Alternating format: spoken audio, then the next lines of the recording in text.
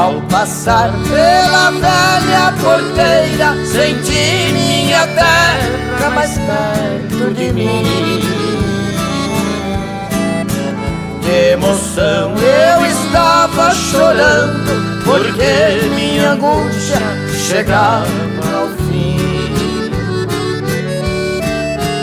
Eu confesso que era meu sonho rever a fazenda onde me criei. Não via chegar o momento de abraçar de novo meu querido povo que um dia deixei.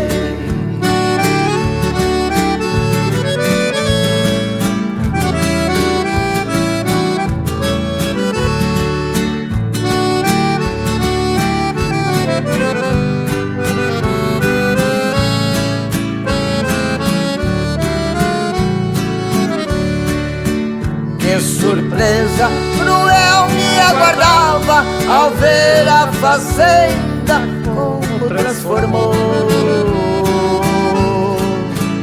Quase todos dali se mudaram e a velha colônia deserta ficou.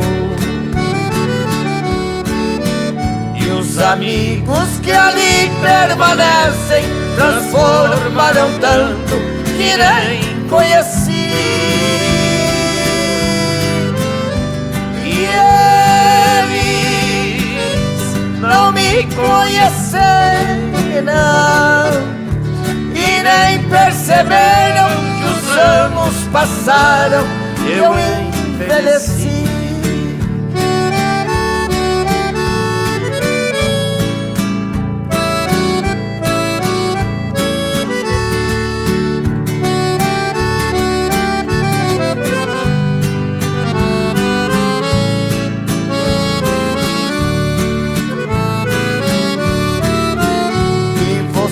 Minha velha porteira também não está como ora deixei. Seus morões pelo tempo ruído, no solo caído também encontrei. Já não ouço as suas batidas, seu triste rangido lembrança me traz. Porque